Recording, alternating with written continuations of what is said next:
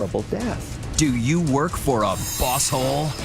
But if you do work for one, how good would this feel? Going out with a bang, or at least a marching band. Guys, all of you out right now. Jared, I'm here to tell you that I'm quitting. We'll show you the right way and the fun way, and how someone did it live during the Super Bowl. Take this job, and and secret career killers. How many have you made this week without even knowing it? It's a mistake to be popular. How in the world could that be a bad thing? The 8 secret booby traps of The Office. It's inviting disaster. Cubicle Confidential. And stealing from the supply closet. Everybody's doing it. Paper, highlighters, even toilet paper. I want it, I should have it. But $1.5 million worth of toner? Tonight, Work Wars. How to wage them, how to win them. Here's Barbara Walters. Good evening. It's everybody's fantasy to strike it rich by winning the lottery, to say those 2 words, I won, followed by 2 other words, I quit. Well, our Dan Harris has some pointers about quitting the right way, the wrong way, and certainly the noisiest way. All right, ready? This is an extraordinary workplace stunt. So I've worked in this hotel for 3.5 years. They treat us like here. What you are about to see may be the most in-your-face, gleeful resignation ever captured on video. I really hated my job. Joey DeFrancesco, who was 22 when this clip was shot, paid his way through college as a room service waiter, enduring, he says, backbreaking work, involuntary double shifts, low pay, and little respect. We're making really very little money for extremely hard work. You make it sound like this was the job from hell. Yeah. So I knew I had to give them one big last send-off message. Which is how, after one particularly frustrating day, Joey found himself ushering the fellow members of his marching band, for which he normally plays tuba, through the employee entrance, and then anxiously waiting for his boss to arrive. I was very nervous. I think you can see in the video, I know I'm pacing back and forth. And finally, here comes the boss, right there on the left of your screen. Guys, what is this? Guys, all of you out right now. Jared, I'm here to tell you that I'm quitting.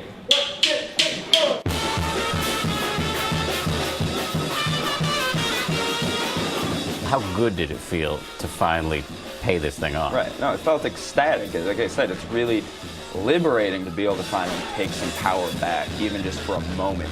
A very creative way to quit your job. Joey's resignation became an instant online sensation. Quit his hotel job on a sour note, so to speak. Guys, all of you out right now. With nearly 4 million views. I think what really resonates is that moment where I'm able to look into my boss's eyes and tell him off and tell him that I'm in control. Joey joining the ranks of what are known as extreme quitters. People who opt to go out with a bang or a shout, like this fed-up warehouse worker. Or this McDonald's employee who deep-fried his future in fast food before skipping town. 2 weeks, I don't care. I'm loving it. These frustrated employees are often aided and abetted by YouTube as they stick it to the boss with reckless abandon.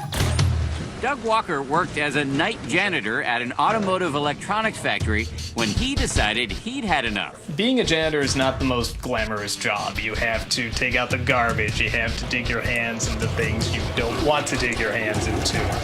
So he decided to clean up one final time to the soundtrack of 2001: A Space Odyssey. He took center stage in the company lunchroom and ripped off his shirt.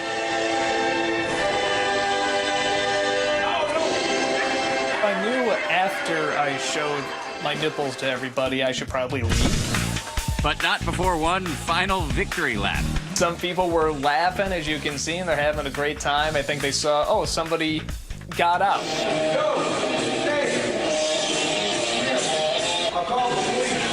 Some people, however, including his bosses, were not amused, and Doug was literally chased out of the building. God, they're coming, okay. Here's the question, though. Is this type of quitting really the wisest? I think everyone can relate to wanting to just for a moment take the power away from someone who's putting them down in their lives.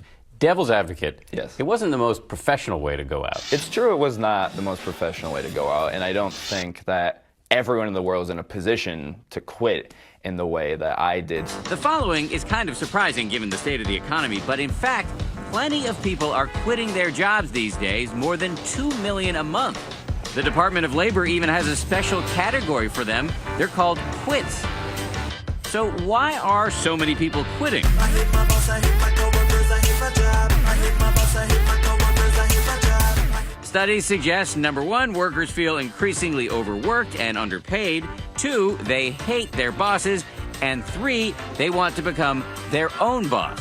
I think America's figured out that it's very simple. You have just as much risk working for a big company that you thought was stable than you do starting your own. Kevin O'Leary is one of the hosts of ABC's Shark Tank. He is all for ditching a bad work situation, but he is totally against these kinds of stunts.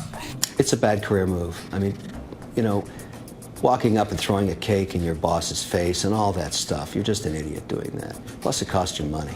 Kevin is referring to this Friendly's employee, Adam Porter, who decked his boss with an ice cream cake. While in-your-face quitting might feel good in the moment, there are huge potential downsides.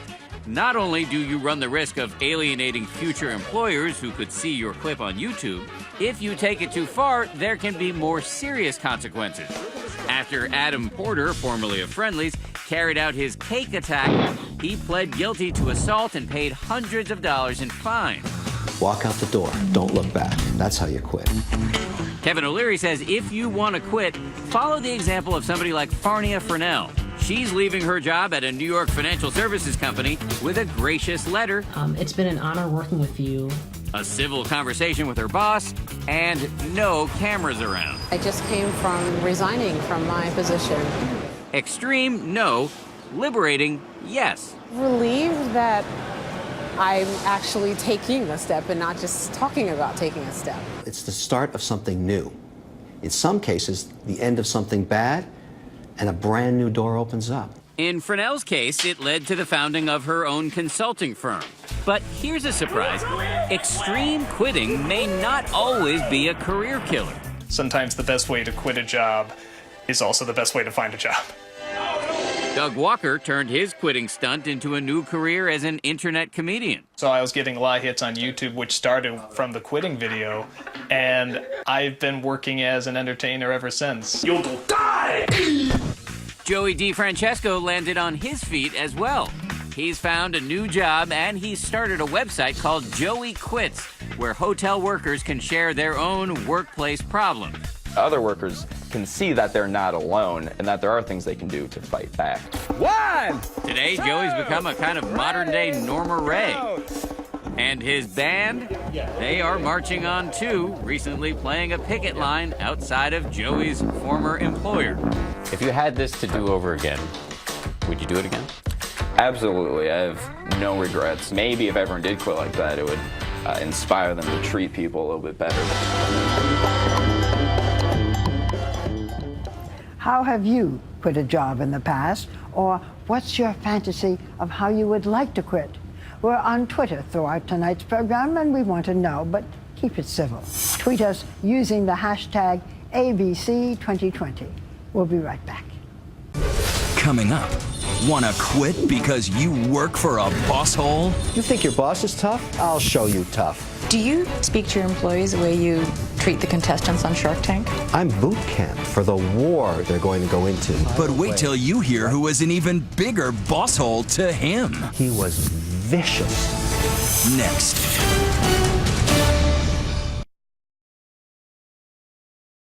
How is this for a greeting? Welcome to hell. You just met the devil. And that's the friendly version from Shark Tank's very own Kevin O'Leary. You know, the one with the big mouth, big opinions, and very big success. So is the only way to get ahead in business by leaving a trail of blood in the water? Our Elizabeth Vargas sat down with the self-proclaimed Mr. Wonderful to find out. There's a reason people scream when they see a shark. It's the fear of the bite. You're pigs. Pigs get slaughtered. The next guy's gonna walk in here and get my money, and he'll get rich, but not you. Take the money, you crazy chickens. On Shark Tank, Kevin O'Leary is the bully in the proverbial black hat. It fits him to a T, and he knows it. What you see is what you get. I've forgotten about the sky already. Bring on the next deal. I'm here to make money. Well, people say I'm mean, but I really believe this. I tell the truth. I really tell the truth. Yeah, you tell it, but you tell it brutally. Well, what do you think happens in the real world? If you think I'm tough, I'm boot camp for the war they're going to go into when they try and run a business. But do you have to be so mean about it? You know, I've got a bad rap for that. I couldn't care less. O'Leary has two things most people don't: a ton of money and a desire to bankroll the dreams of entrepreneurs. People like Jeff Cohen, who dove into the Shark Tank, pedaling a guitar with a collapsible neck. They fold in half. Kevin seems to be a guy that doesn't like to lose. When he decides he wants something, bring that over here. He wants it. But he didn't get it. Cohen felt Kevin's proposal came with too many strings attached. I don't accept the deal that's on the table. You're dead to me when you say no to my deal. You're dead. In typical O'Leary fashion, there was no goodbye hug. That is a human tragedy, and he's teaching his son that. It's a crime. He should be arrested. You can't help, as you watch Kevin O'Leary on Shark Tank, and wonder, is this all an act? This bullying? It's not an act, and I think of myself as the merchant of truth. I really do. Outside the tank, the 58-year-old is the man behind O'Leary Funds, a billion-dollar mutual fund company. Morning, guys. Do you treat your employees and speak to your employees the way you treat the contestants on Shark Tank? Yes, sometimes. Really? Yeah. For me, business is war. I want to take prisoners. I want to destroy my enemies, my competitors. Don't ever walk in front of me unprepared. Don't ever get in front of me without your numbers. Never bring up a half-baked proposition and waste my time. But that Caesarean leadership style rubs some people the wrong way. There's even a word for it. Stanford professor Bob Sutton has spent years researching why bosses act the way they do. When I think of a boss hole, I think of somebody who's got some power or authority over someone. And it's also somebody who leaves that person feeling demeaned and de-energized. They are a staple in television and film, like those in The Devil Wears Prada. I'm sorry, Miranda, I actually did confirm last night. Tales of your incompetence do not interest me. Sit down. Working Girl. This woman is my secretary. And Glengarry Glen Ross. You can't close the leads you're given. You can't close. You are. Hit the bricks, pal, and beat it, because you are going out. And Sutton says life imitates art thanks to real-life characters such as movie producer Scott Rudin, once labeled the most feared boss in Hollywood for his firing of more than 110 personal assistants. Donald Trump, who not only fires contestants on The Apprentice, You're fired. but once allegedly fired his own co-star for excessive self-promotion. And the very judgmental Simon Cowell. Dreadful, pathetic, hated it. Who wiped out nearly all of the talent on The X Factor after just one season. If your boss possesses similar traits, Sutton explains how to survive. If you're stuck with the boss hole, then I advise learning the fine art of emotional detachment, acting like you're not there and pretending you're somewhere else. Sutton also has some advice for employers. If you're going to be a boss hole, you darn well better keep winning. O'Leary says it's okay if you don't like a CEO or the decisions he or she makes, because they are not here to please you. Respect and trust are the backbone of a business, not likability. Every bully has a bully, and O'Leary met his years ago. I worked for Steve Jobs, and if you think I'm tough, you should have met him. Really? Oh, my goodness. He berated me in a boardroom once in front of my own employees. He was vicious. Like worse than you on Shark Tank. I am a nothing burger compared to what he was. But the roots of O'Leary's management style run deeper, back to childhood memories of his father, a failed salesman. He died when he was 37 years old. 37? Of what? A broke alcoholic, alone in an apartment. That's what happened to him. Before his father died, O'Leary says his parents were in a dysfunctional marriage. So much so, his mother took him and his brother and fled to Europe. Only 7 years old at the time, O'Leary remembers it like it was yesterday. I remember being in Oslo one night, and she completely broke down. I mean, just because she was running out of money. She was in total fear. I could sense it. I said to myself, wow, this is bad. I can't let this happen to me. I just intuitively, her DNA passed to me on that fear. And it's changed me forever. Years later, her fortunes would change, and she would loan her son $10,000 for the software business he would later sell for billions. Many people have tried to figure out what I'm worth. I have enough to get by. I'm okay. O'Leary has all the toys that come with success, the cars, the private jets, even a secret location that stores a private wine collection as massive as his ego. This is what $1 million in wine looks like. No surprise, it includes his very own label. That is nectar from the nipple of Aphrodite. Just another taste of the good life for the man they call Mr. Wonderful. A life that includes Linda, his wife of more than 20 years, and their 2 kids, both of whom will have to make it on their own because Dad isn't sharing the wealth. Like nothing? Nothing. I'll pay their entire way right through the end of their education as far as they want to take it. But when that's over, it's over. And good luck. So if your daughter calls you up and says, Daddy, I'm in terrible trouble, I desperately need some money. The answer is no. Go fix it. Go figure it out. Figuring it out is what O'Leary does best. Remember the collapsible guitar deal that collapsed? Well, negotiations continued behind the scenes, and the 2 sides are now in perfect harmony. I love guitars. I knew that was going to be a hit. I knew it. I just had to get a piece of it. When you really want it, when you really feel it, and you know viscerally it connects, listen to your gut, buy. That's what I say. Have you ever suffered at the hands of a horrible boss, and who hasn't? Then tell us about it on Twitter using the hashtag ABC2020. We'll be right back. Coming up, need some free paper and highlighters? That's why they invented the supply closet, right? Even borrowing from the office fridge or the bathroom. Give me a break, it's just toilet paper. But $1.5 million worth of toner? Of course you should be fired. Next.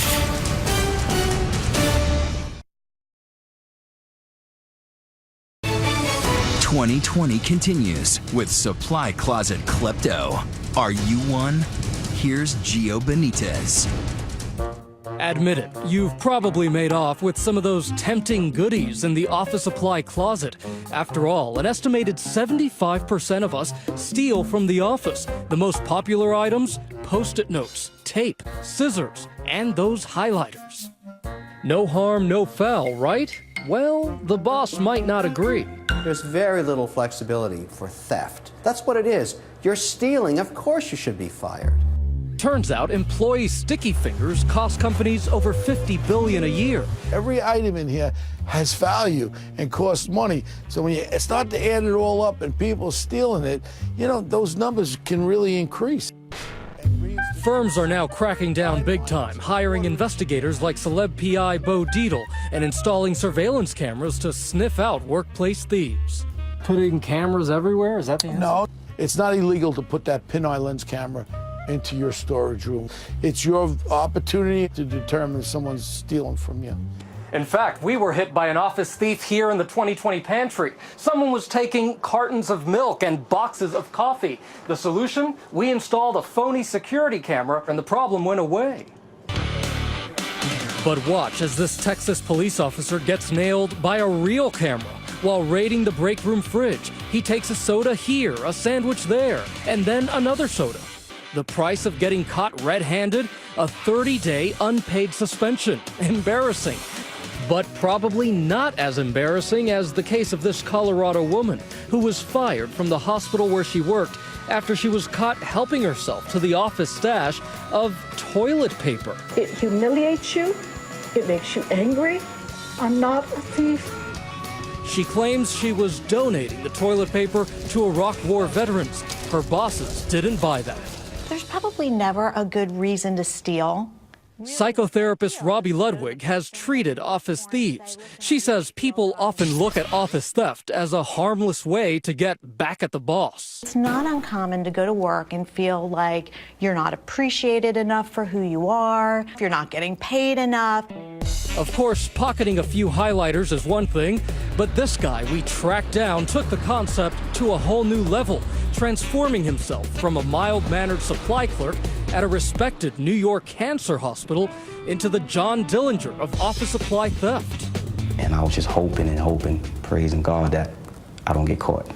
Marquis Gums says his life of crime began the day a stranger approached him with a curious proposition. Order expensive printer toner cartridges on the hospital's dime and then sell them to him right out the back door. Whoever was coming to get it would just meet me downstairs at the loading dock, and then we take it from there. Gums was diving headfirst into what authorities say is a thriving black market in bootleg printer toner. Believe it or not, this stuff is so lucrative, it's been called black gold. In fact, just one of these can cost hundreds of dollars.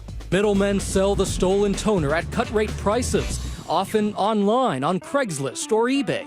It all adds up to big-time profits. In Gums' case, literally bags full of cash. They're calling me back with the money in a potato chip bag. In a potato chip bag? Yes, like $3,600 for that one day.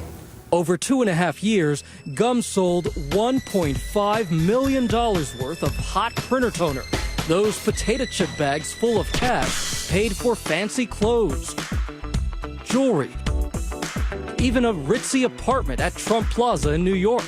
I bought a BMW white X6. I had a Range Rover. I go to the dealer and just pick out any car I want, booking trips. Cancun, Mexico, the Bahamas, you name it, it's like I was there. And it's not just Gums. Other toner thieves have made big bucks with this brazen scam. In Washington state, Office Depot employee Dion Alexander made off with over $500,000 of printer toner. He was caught on camera using a forklift to deliver a load to an accomplice, who later fenced it on eBay. Alexander got a 16-month jail sentence. Gums, too, was busted after making a fatal mistake. The hospital realized he was ordering toner cartridges for printer models that were no longer in use. So that moment the hospital figured out what you were doing, what was going through your mind? It was surprising because I didn't know they was going to catch on that fast. And when they caught on, it was just like from night and day. Everything just happened. The moment they caught on, everything just ended for you? Ended for me. I never saw daylight again. Gums was convicted of grand larceny. After 18 months behind bars, he's now out on parole. I feel bad because I know I hurt a lot of people, and I want to apologize to the hospital, too. Who was disappointed most in you? My mom, because she didn't bring me up like this. It was just something that I wanted to do to make everybody happy. So, workers of the world, think twice before you swipe that sandwich. You may just be heading down a slippery slope straight to the slammer. Was it worth it? To be honest with you, no, it wasn't worth it. Next, how far would you go to please a demanding boss? I needed a job and I had a family, so I did what I was told. But what about when the boss asks you to do this? Go dig a hole in the desert somewhere. And later, the 8 secret booby traps that could keep you from earning that corner office. A list you don't want to miss.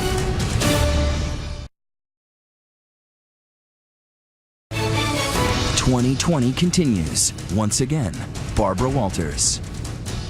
How far would you go to please a demanding boss? Pick up their lunch, their dry cleaning, even do their kids' homework? But what if it required really getting your hands dirty by digging a grave? Jim Avila has the story.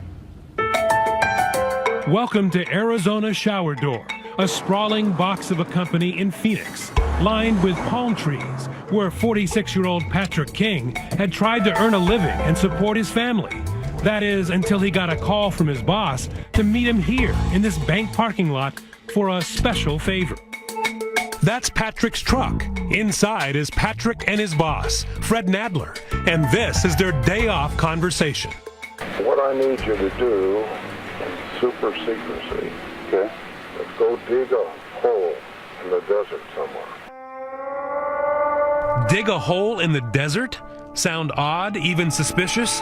Not to Patrick. In fact, it was just the kind of thing he was expecting after 5 years of working for Nadler, a self-made millionaire and owner of Arizona Shower Door, whose corporate credo was as clear as the glass he peddled. This is my company, you work for me, and if you don't like it, there's the door. Was he serious? Oh, yeah. Patrick started out as a crane driver, but quickly became Fred's right-hand man. And what kind of boss was he? Ruthless. So ruthless that Patrick says he was working 85 to 90-hour weeks, but only being paid for 40. I missed my kids being born. I didn't take any time off. He made me come back to work 4 or 5 hours later. And if Patrick had any objections, he said Fred had a special way of reminding him who was boss. He made me carry a paycheck stub that said Fred B. Nadler on it. 2-3 times a week, I'd have to pull out a paycheck. And he goes, "Who signs your paycheck?" And I said, "Well, it says Fred B. Nadler, sir." He goes, "Are we clear?" And I said, "Crystal clear." And he wanted you to do whatever he said? Whatever, no matter what it was or what time of the day. Personal, private, business, anything? Everything. Including, he says, spying on his boss's wife. And he had me get a phone for his wife and put hidden GPS in it and track her 24 hours a day, 7 days a week. And I complained about a lot of the stuff there and not wanting to do it, but I needed a job and I had a family, so I did what I was told. But Patrick's connection with Fred's wife would reach far beyond her cell phone signal. Libby Nadler, like Patrick, was living in a prison of her own, under the thumb of a controlling husband, who she says ran the home just like his office. Everything was fine as long as I went along with it, with whatever he did. He would just tell me if I didn't like it, I could leave. Not all of their 18 years of marriage had been like that, of course.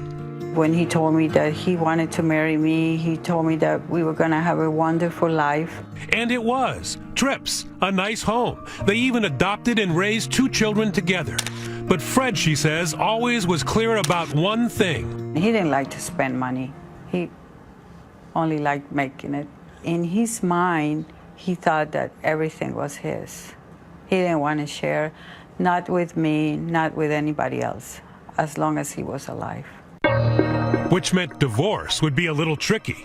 That's when, according to Patrick, Fred's behavior took a twisted turn. He started dropping these little subtle hints and say stuff like, "It's getting me a lot of money for you." Coming from a boss who allegedly thought worker pay was optional, the promise of a big bonus seemed to Patrick a major red flag. Sure enough, 3 days later, my phone rings, caller ID, and it said Spike on it. And he goes, "We need to meet." Which brings us back to this parking lot. And as soon as I stopped here, he got up, started walking over. So he comes over, and as soon as he gets in, I hit record on this recorder. And I have it sitting right here, and I push record, and I set it right here on the ledge. We're sitting here talking. What I need is somebody I can trust. That's me. Let's go dig a hole in the desert somewhere. That's easy to do, especially in Arizona. That's right. You got to do it at such a time and a place that nobody can see you do it. He finally said, she filed for divorce. She's going to ruin the company. There's going to be 180 employees and families out of work. You're going to be the savior. You're going to save the company. I was just like, I didn't want to believe it. I will give you a bundle to put in that hole, okay? I'm not telling you what's going to be in the bundle. Be wrapped in a blanket or a sheet or something. Okay. And just keep quiet.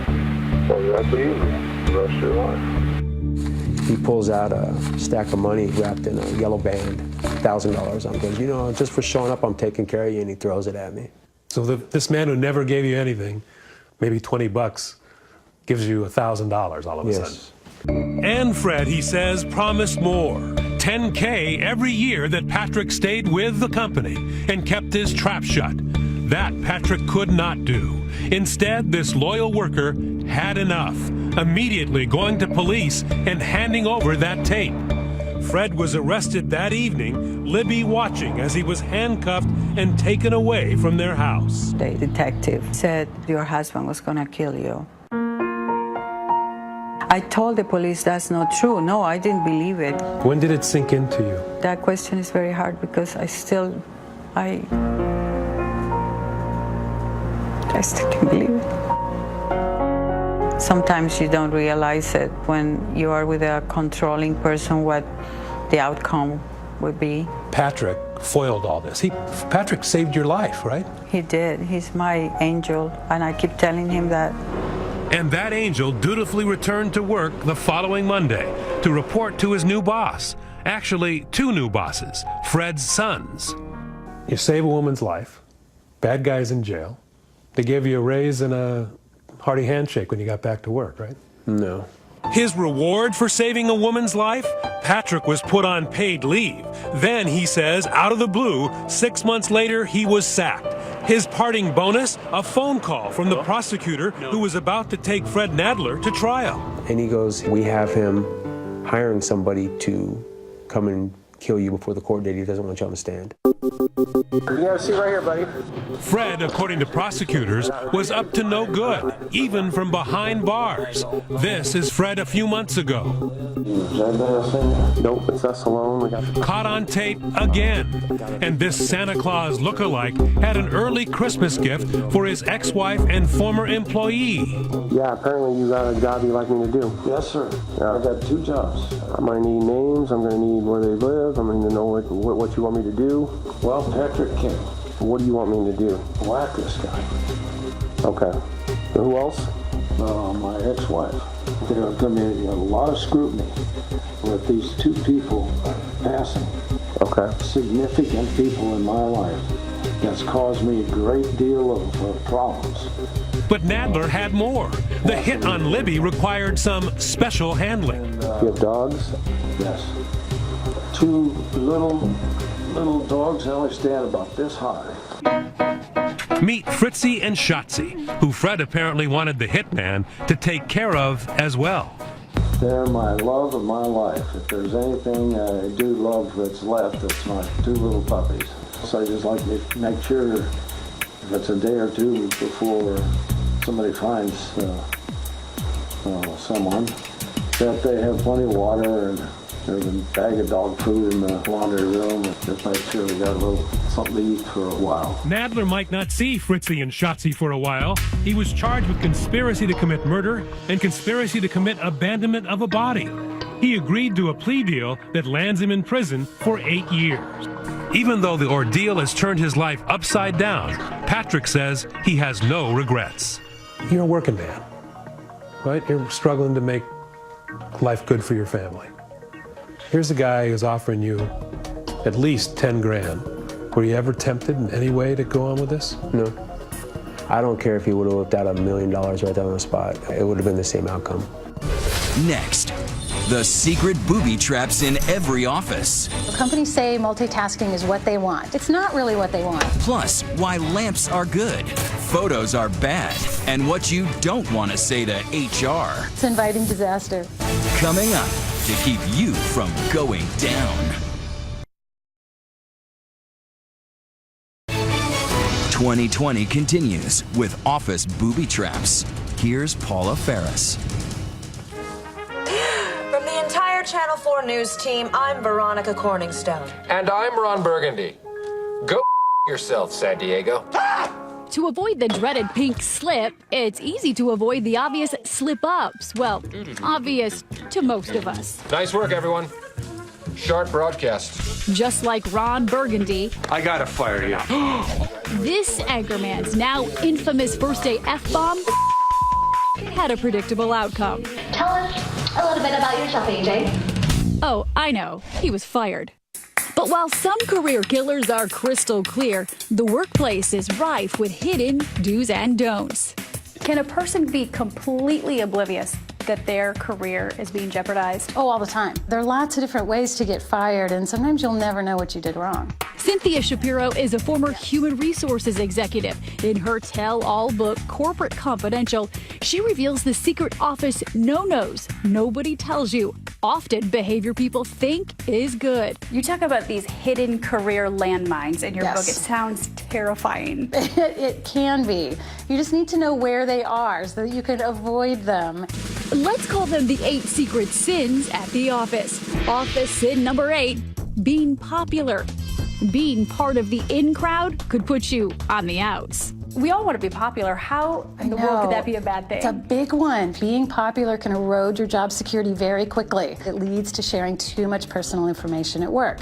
I've sat in meetings where the CEO said, I heard this person's going through a nasty divorce. Let's not promote them. Friendships, need to be very strategically crafted. Doesn't sound like much of a friendship. It is more of an alliance. Office sin number 7, multitasking. If you pride yourself on typing, talking, calculating, and chomping all at the same time, you're not alone. In this economy, you can't afford to take a break. This Saturday Night Live skit suggests a bathroom office to allow multitasking everywhere. But Shapiro says multitasking actually makes your performance tank. Studies show that dividing your attention between tasks can decrease efficiency and accuracy. Companies say multitasking is what they want. It's not really what they want. What they really want you to do is focus in with laser beam focus on one thing and then switch to another and switch to another and switch to another. Office sin number 6, talking to human resources. Even though your company will always say it's best to take your troubles to HR, that can be an RX for trouble. Most people assume that what they tell HR is confidential. All that means is they're not going to blab it to the other employees, but they will absolutely tell your boss. So if I'm having a problem with my boss, which I'm not, who do I go to? Well, I would encourage you to figure it out yourself. Another office error, mistaking your cubicle for your living room.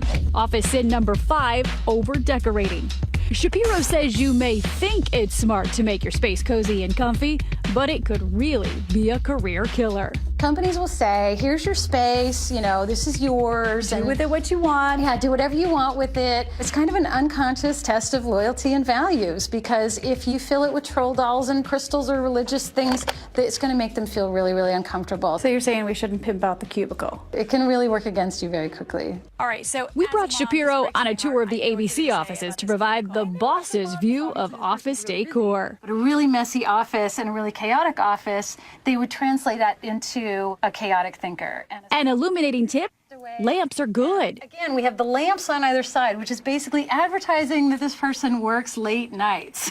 Shapiro says family photos can be risky. It's telling the employer that this person would rather be at home with their kids. And if you're thinking of bringing your actual children to the office to show them off or tout your family values, Shapiro says time out. Office sin number 4, bringing your kids to work. If your kid decides to have a temper tantrum, it will reflect on you. If you can't control a child, how's he gonna manage the company, that kind of thing. It's inviting disaster. Another recipe for disaster, bringing in yummy treats for your coworkers. Office sin number 3, feeding others. Wait, what could be wrong with that? This is particularly a mistake for women. Dr. Lois Frankel, author of Nice Girls Don't Get the Corner Office, says to be taken seriously, leave the baking to Betty Crocker. It's a nice thing.